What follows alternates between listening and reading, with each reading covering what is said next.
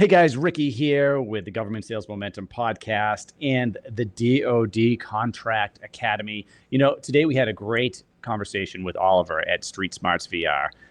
We've had a relationship and got to work together over the past couple of years, and they have an amazing business. And he has an amazing story, going from Marine Corps officer to identifying a training need while he was active duty to starting this company that provides virtual reality training to security forces and operators within the military.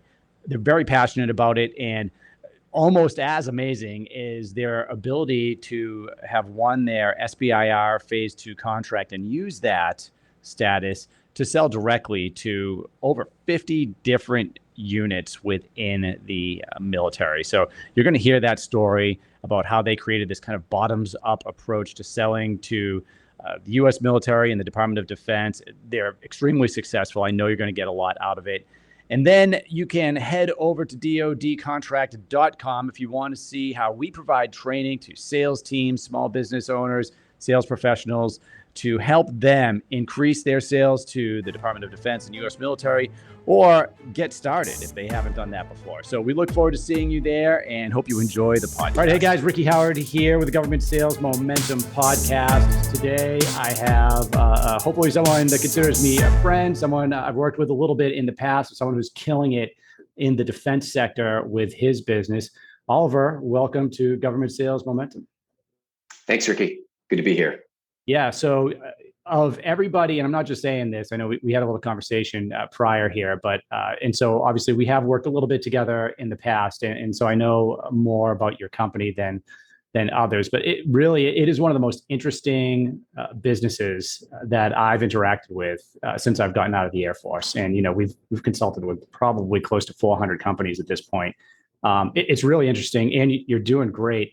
So I have a ton of questions. I know people listening are going to have a ton of questions, but before we get into your business, let's talk a little bit about you. Like, hey, where are you from? What'd you do? And then what led to you starting your company?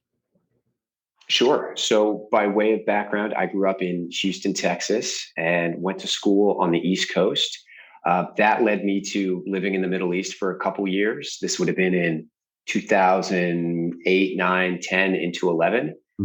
Lived in Beirut, did a bunch of interesting stuff in the Middle East, and then decided that I didn't want to sit behind a desk anymore. And so joined the Marine Corps and went through the full pipeline, became an infantry officer. I don't want to break your chain of thought there, but so this is interesting. Please. Right? So most people, when you start talking about living in the Middle East for a couple of years, I immediately thought, oh, well, he skipped the part where he joined the military and lived in the Middle East for a couple of years. It's not standard for someone not in the military to, especially right after school. What were you doing out there, if you could talk about it a little bit?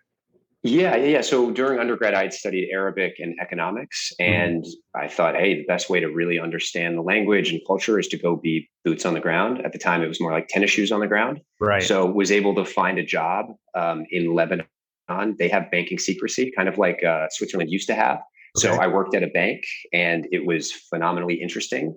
Yeah. But after a couple of years of doing that and realizing that private wealth management and helping rich folks protect their investments and make more money just wasn't my calling. I wanted to do something a little bit more physical. I was an athlete growing up, wanted to do something a little bit more outdoors, a little bit more service oriented, and started looking at public service. Cool. What sport did you play? I wrestled.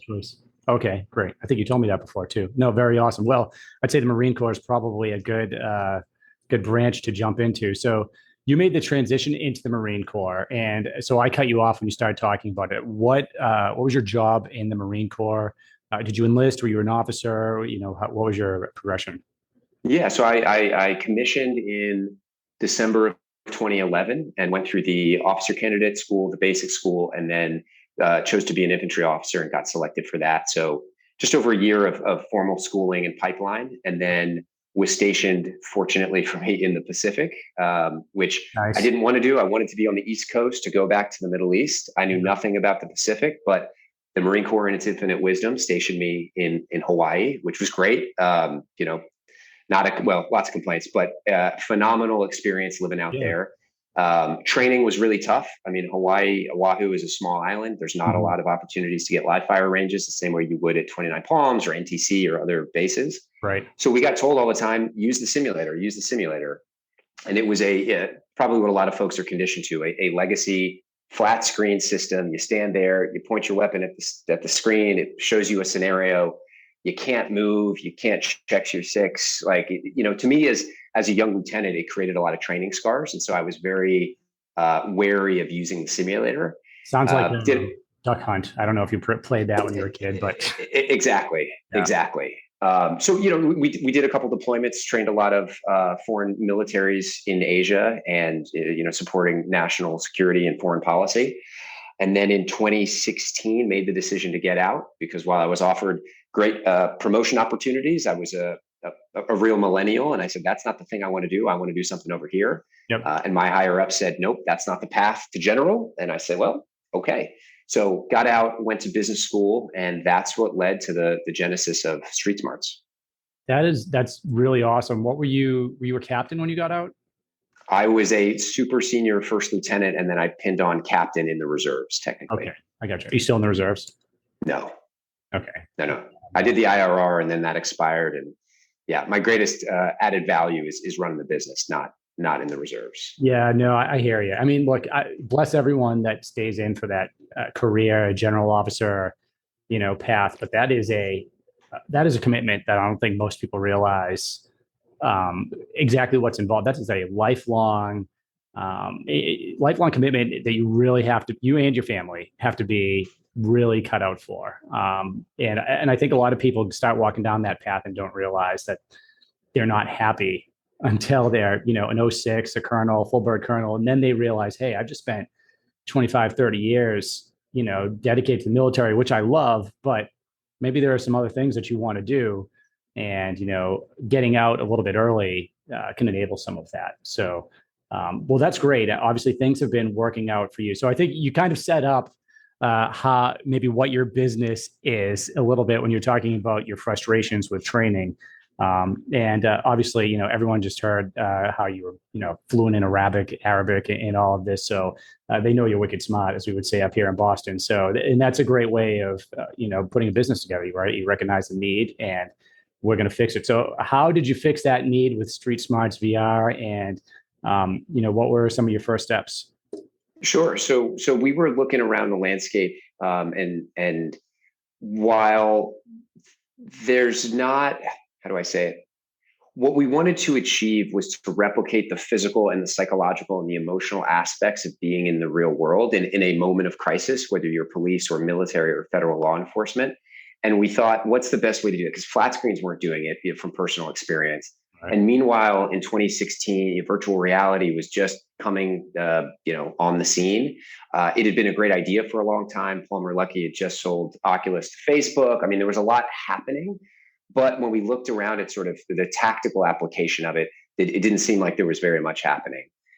So we started building it. We built a prototype. We took it to local police departments in the tri-state area. Of course, they beat it up. But as you know, the best path is create the MVP, the minimum viable product, get it out there, let people beat it up, and then iterate and keep building and keep building. So we started doing that, worked with a number of Northeast police departments. And then we got a call from somebody at AFWorks saying, hey, we saw what you're doing. Love this. We have security forces here in the Air Force. Would you be interested in working with them? Would you be interested in finding a way to collaborate to adapt your technology into the Air Force? So that led me to take a trip down to Joint Base San Antonio in Lackland, where the security forces in the Air Force have their MOS school, like their after boot camp. You go and do your technical training. Met with some great captains and senior enlisted there who were all about technology and innovation. And that was really our first step into working with the Department of Defense. Interesting. So AFWorks is a great organization. And then I think a lot of companies and even sales professionals don't realize how many options there are within the Department of Defense as a civilian, for selling your products and services, or as a profession. I think a lot of people have, they watched War Dogs or something and kind of got this idea about war profiteers or something shady going on. But in reality, the government is the single biggest purchaser of goods and services in the world. And then when you break it down and you look at who's doing the purchasing, in a lot of cases, it's the Department of Defense that is outspending by a long shot the other agencies. And as you know, every base, I always say this, but every base is like a small town or a small city in some cases. So like everything from training to movie theaters and entertainment and like in fact, the only thing I couldn't find that the DoD was buying, I had a marijuana cannabis company approach me. I'm like, hey, I think this might be the one thing since it's federally illegal that we're not going to see. But lo and behold, I found some purchases there where they were buying it for, I don't know what they were doing with it, but I did find some. So even that, so there is a ton of opportunity out there. But one thing I like to ask people is, so for you, why target the Department of Defense? What is it about it? Is it, the contract sizes? Is it, can affect your business in a positive way? Is it helping the troops? All of the above. Yeah, I mean, honestly, it was trying to make things better for the guys that came behind us, right? Like if there's a way to make it better. I mean, I remember being at Kaneohe Bay, the base in Hawaii, and the simulator was broken. And I said, hey, boss, don't worry. We've got some Marines. We can fix or steal, just about anything. Like we got it. Yeah. Contracting came down and said, absolutely not. You're going to void the warranty. And so then we had to wait 3 months for a contractor to fly from the mainland to Hawaii on the government dime to go fix this thing that was very simple. I mean, it's a projector and a screen. Like it's not rocket science. And I remember thinking, man, like there's got to be a better way. So in deciding to work with the DoD, a lot of it is just passion for the folks who are at the pointy edge of the spear. Yeah. There's a lot of talk about systems of systems and sensors and sonar and radar and sensor integration. It's incredible. But what do you do when the sensors tell you that there's a bad guy at the gate or that there is an imminent threat like in your immediate AO? Well, you send the security forces, you send the infantry, you send the MAs in the Navy. Yep. Okay. And then the next question was, well, who's training them? What are we doing about increasing their level of proficiency and making sure that they're ready to respond to the fight? And not the fight from 50 years ago, but the fight of today. So when you think when you think drones and counter drones, when you think all kinds of indirect fire, like that's what we sought out to try to help solve. Gotcha. No, and that's awesome. So you had this capability, you were testing it with the police, different police departments and whatnot, kind of making it better. Then AFWorks reached out to you. And it's always a good sign when the government reaches out to you initially. But AFWorks, and I may have done a podcast on like AFWorks or DIU in the past, but let's talk about what the mechanisms were for use, maybe your first couple of government contracts, right? Maybe we'll avoid talking about like specific units, right? And we'll just kind of keep it big picture, right? Meaning like AFWorks, for those listening, you have acquisitions organizations within the Air Force and the other services that, a lot of them will focus on innovative technologies and whatnot, but even within them, they're not really the end customer. Typically there's a government customer who has a requirement. Typically they have funding or they're getting the funding from somebody else. So, but with AFWorks, what type of contracting were you looking at? I think I know. And, what were the first couple of wins for you guys? Yeah, so we had the classic sort of phase 1 and phase 2. And as part of the phase 1 and phase 2, we had to go out and do customer discovery. Sorry, you're talking SBIR. So I'm talking about SBIR, Small Business Innovative Research. So for those listening that are unfamiliar, this is a different way of going on contract with the government. Typically, you need a solution that is both commercially viable and viable for the government. And you're talking about the phases, and I'm going to let you get into that. But typically, you're either creating a new technology or you're modifying something that's existing for government use. Does that about sum up what you know about it? 100%. Okay, so let's get into the phases. So phase 1, what was phase 1 that you guys were working on? Phase 1 was basically AFWorks saying, great, you have this commercially available solution. Here's a little bit of money, go do customer discovery in the Air Force. And so I think we went to 6 or 7 different bases, and it was sort of, classic business development. You talk to a bunch of people, and out of 10 people you talk to, maybe one's interested and they become your champion. And then they connect you with other people who are interested. And you just pull the thread and see where it goes. Hey guys, Ricky here. And I just wanted to tell you quickly about the DoD Contract Academy. Nothing like this exists online or anywhere else where you can go and learn how step by step to sell to the U.S. military. This is a major frustration point for small business owners, sales teams, sales professionals. And as an acquisitions officer, when I was an acquisitions officer in the DoD, I knew 99 times out of 100 what company I wanted to hire before a solicitation ever came out. And this is what we teach you how to do. So it's a step-by-step model. We have weekly coaching sessions, a community of like-minded business owners and sales professionals so you can hear what they're doing, what they're working on. You have access to every course I've created, from defense sales planning to cyber and OTA, subcontracting, you name it. It's all in there. Go to dodcontract.com. That's dodcontract.com, and you can get our free training on identifying your U.S. military and other government customers. Okay, go to dodcontract.com. Now back to the podcast.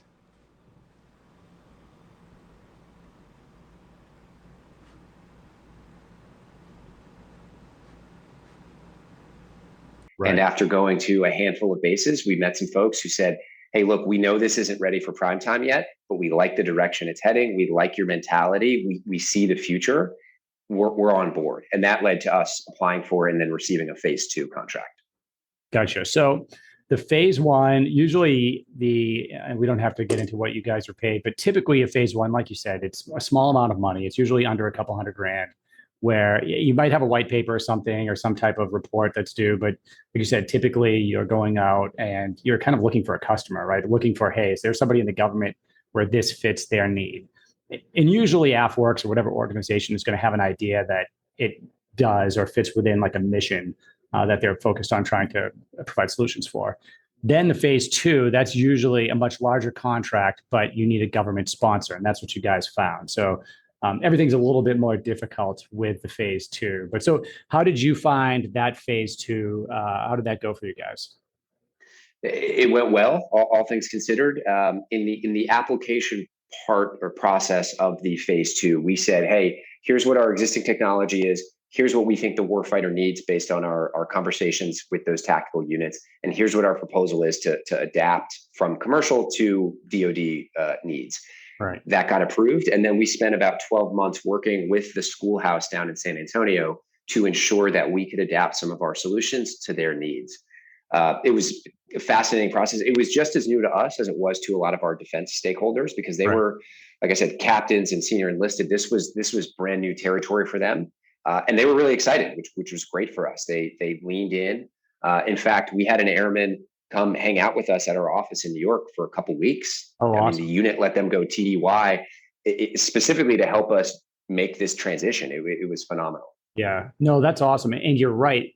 It's something we focus on a lot in the DoD Contract Academy, where one of your goals, really, if you're trying to sell to the government, and in this case, the Department of Defense, is making it easy to make a purchase, right? Because most people can't make a purchase in the government, right? 99% of people are not going to spend, over a couple $1,000s on anything, because you need a contracting officer and there's a bunch of regulations and whatnot.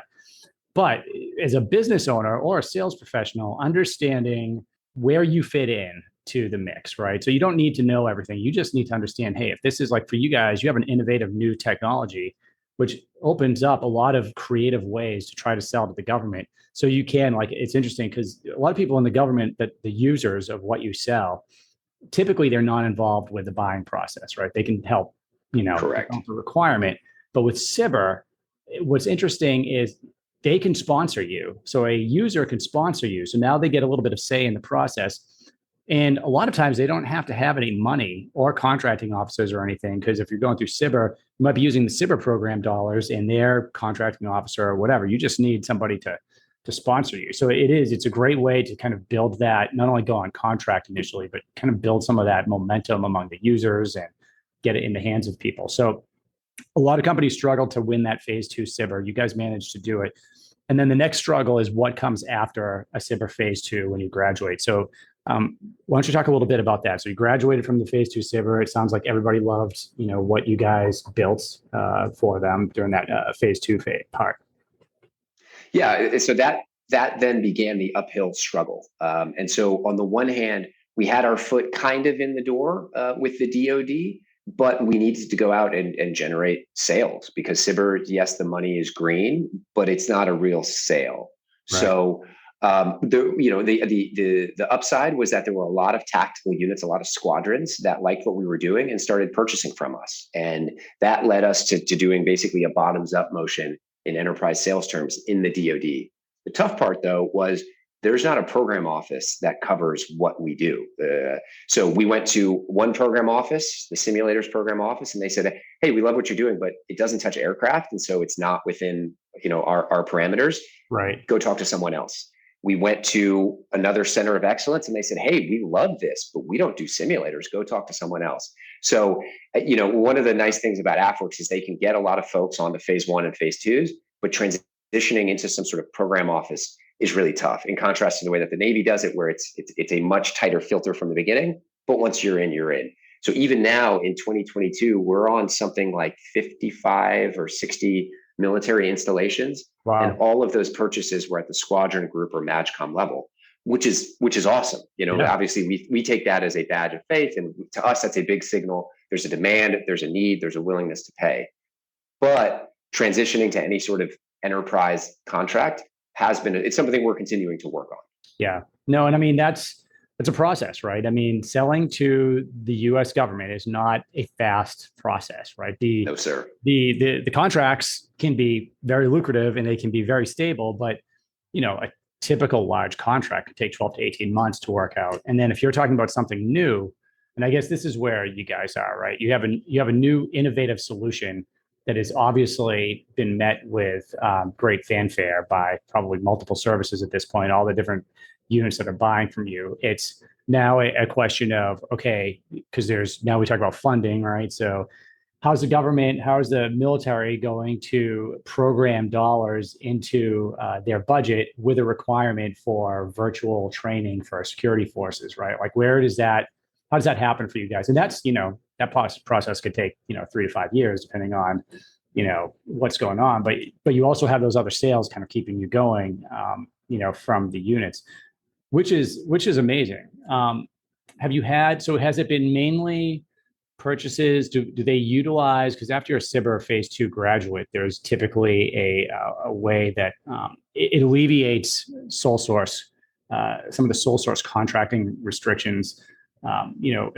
For those that don't know, sole source contract usually means that only one company can do the thing, or that one product can do the thing. And typically that means that you're not competing it amongst other companies. And that's a part of what takes a long time, to put something on contract, is the FAR makes the government, basically they don't want there to be any undue influence, right? They want it to be fair purchasing.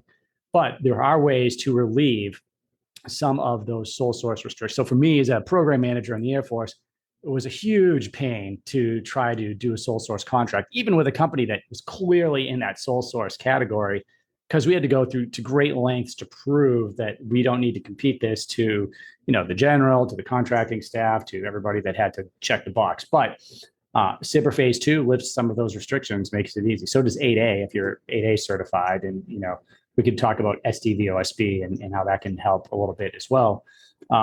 So are they taking advantage of some of those, some of the benefits, I guess you could say, of being a SBIR phase 2 grad? They are. We've had to spend actually quite a bit of time educating contracting officers, resource advisors, because again, the purchasing that's happening of our product is happening at the tactical level. So these are a lot of contracting officers and RAs who may not be familiar with what a phase 3 is, what is a SBIR. They just haven't been exposed to it yet in their career. So we spent a lot of time educating them and helping them. But the short answer is yes, we've been able to leverage phase 3 contracts by virtue of being in the pipeline for phase 1 and phase 2. Okay. No, that's great. Yeah. I mean, you're right. So that's part of educating the people that you're selling to, right? Hey, how can I make it easier for you to buy from me? And we've generated, the exact words you should give to a contracting officer on the other end, just so they know, what that they can actually legally make a purchase, well, that's great. So you're at the point where you said 50 or 60 units, they're making direct purchases from you. You're working on, hey, how do we get, the enterprise contract? What are some next steps for you guys? Yeah, there's a variety of next steps. We are looking at opportunities to team and partner with primes. We've been contacted by a couple of them to support contract bids into other service branches, because there is a big adoption throughout the DoD of AR and VR. A lot of times it's for pilot training, it's for maintenance training. And so some of the primes are looking at how can they provide a one-stop shop for any sort of operator in the DoD. So we're working on the teaming and partnering side. We've also worked with a number of other small businesses who may have contacts with their local law enforcement agencies. There may be a business based out of, I don't know, Seattle that does something remotely related to law enforcement or remotely related to force protection on both the DoD and the municipal side. We have similar customers. Our products are non-competitive, and we'll actually team up on different bids because it makes our joint offering that much more compelling to the buyer, which makes it easier to sole source and moves the needle. So that's a piece that we're looking at. We're also starting to hit a lot of the trade shows now that COVID is over. We're going to a lot of the conferences and the expos. Takes a lot of money, takes a lot of planning, takes a lot of hours, but as you know, just any sort of prospecting, if you can build the pipeline, if you can build the funnel, it should pay off. And those are some of the steps we're taking currently. Yeah, no, that's awesome. Because there's so many units that could probably use what you have. And I've done a couple episodes on contract or on conferences, but it's a huge part of, moving forward. And you're right, it is expensive.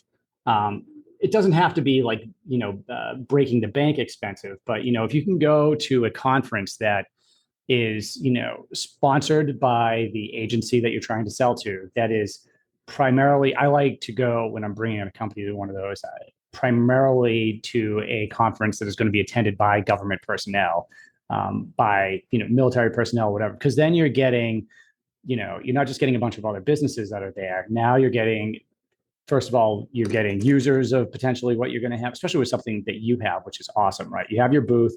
Typically, they're going to have times where, people are walking around, taking a look at what you've got.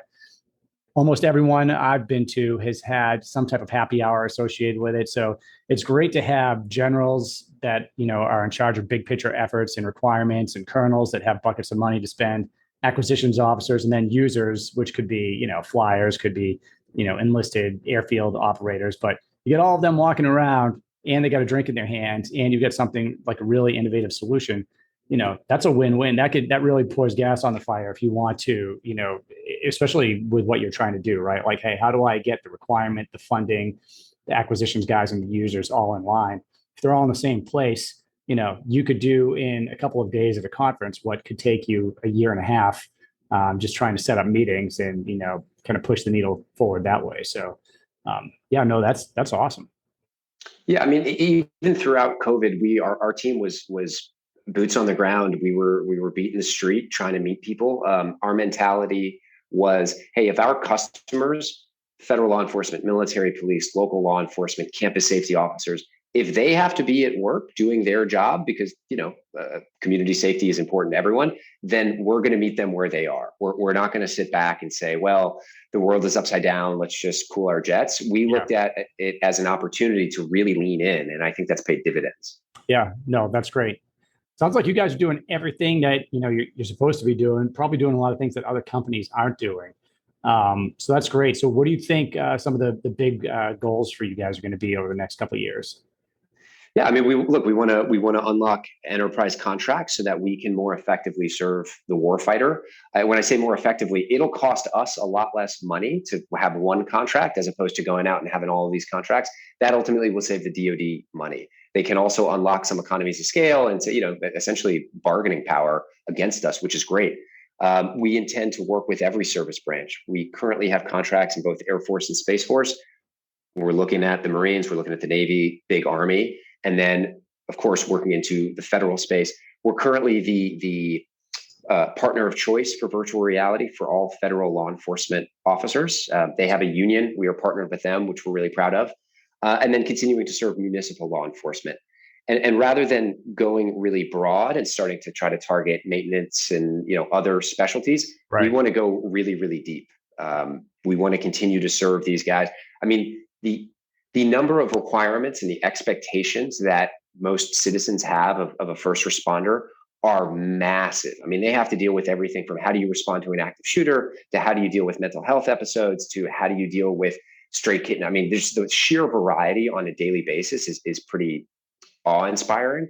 And so we know that there's a lot of work left to do for us to be able to help support them fully.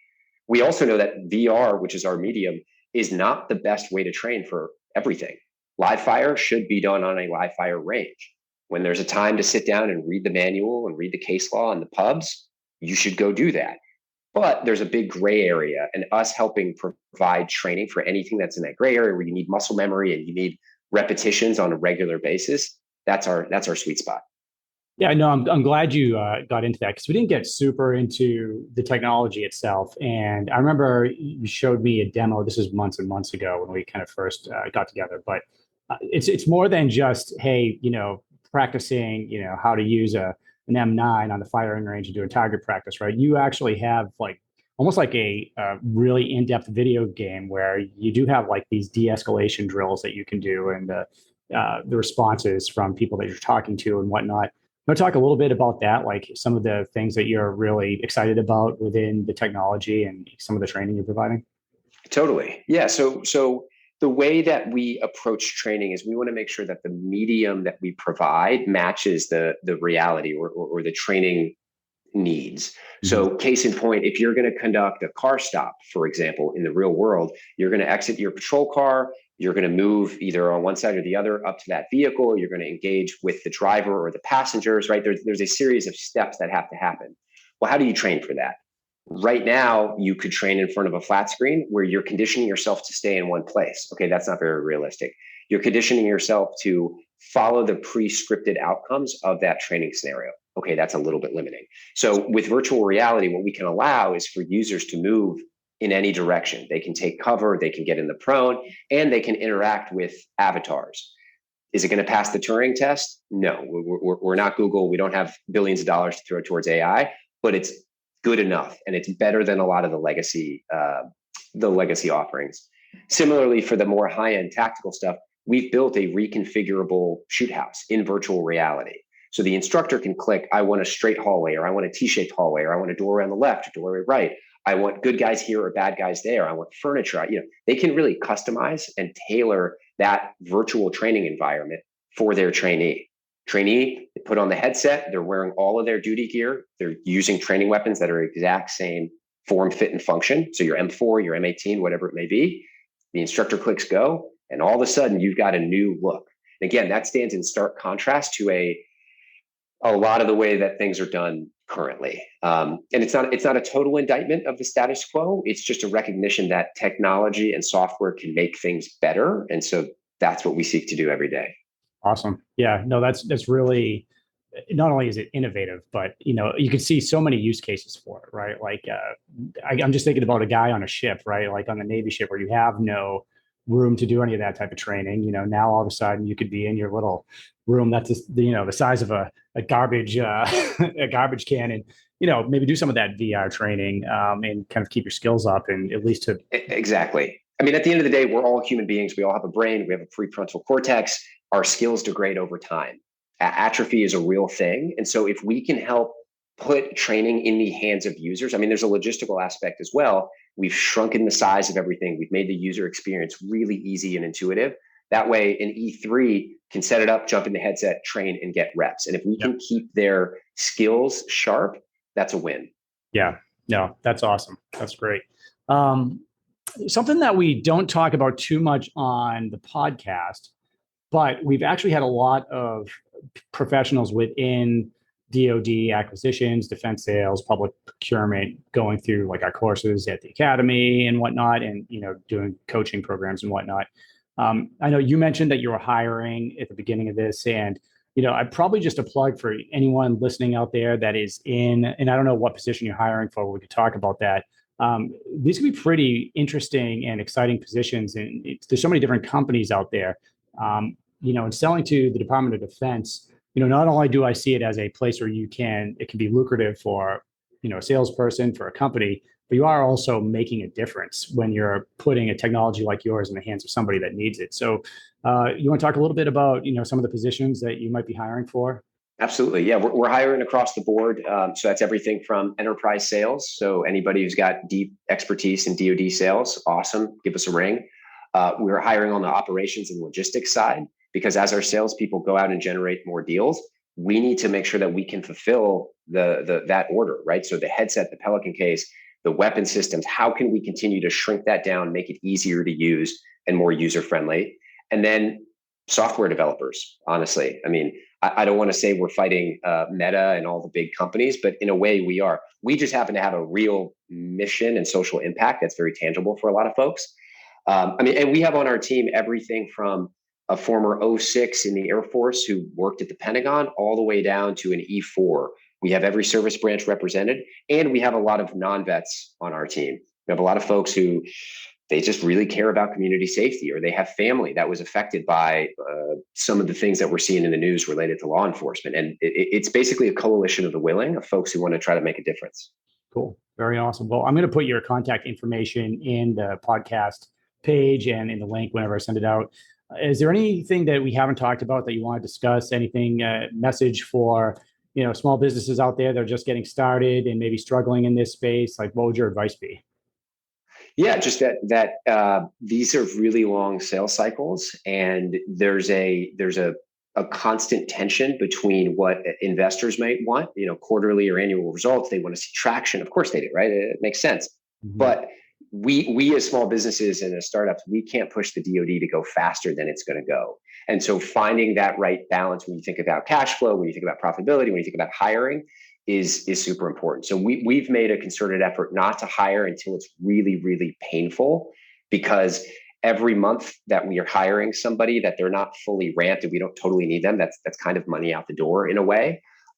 So just trying to find that balance is tough. I empathize with everybody that's trying to figure out, okay, we've got this pipeline. We don't know if it's going to close. We can't really pull it forward, but we're trying to hire and we can't really scale sales until we have more people on the product and sales team. And so, yeah, if anybody wants to chat about that, happy to. The struggle is real every day. Okay, that's great. What is the best way someone could contact you if they want to chat about that? Yeah, you guys can email me directly. It's Oliver@streetsmartsvr.com. Okay, and that's Street Smarts with an S at the end of smart. A lot of smarts, yes, sir. Plural on the smarts. Hey, I could tell by the conversation. Well, hey, man, this has been great. I'll definitely look forward to the next talk. And yeah, if you have anything else, now's the time. No, just love it. Looking forward to continuing to serve. And any other small business owners out there, give me a shout. Sounds good, brother. All right, take care. Thank you. Hey guys, Ricky here, and hope you enjoyed this episode of Government Sales Momentum. If you did enjoy the episode, please subscribe to the podcast and leave a review. It's very much appreciated. If you're interested in selling products and services to the Department of Defense, I have something for you that you're not going to find anywhere else in the world. The team and I created a program that takes everything you need to win defense contracts and put it into one place. Up until now, only large defense companies and a small amount of people in the know have had access to how products and services are really sold to the Department of Defense. I've taken all of that information and put it in a step-by-step training module that shows you how to consistently sell to the U.S. military. If you join our membership, not only do you get the model, but you get weekly sessions with former DoD acquisitions officers for training, guidance to answer your questions, and a community of like-minded business owners that want to partner on different opportunities for bid, for subcontracting and teaming, or just to discuss general strategy on how to sell to the DoD. You'll have access to every course I've created, every coaching session I've ever recorded, and every interview with an acquisitions professional that I've ever conducted. And we covered topics that range from defense sales planning and competitor analysis to SBIR and STTR, foreign military sales. The list goes on. Go to dodcontract.com if you are interested, and I would love to see you in the membership.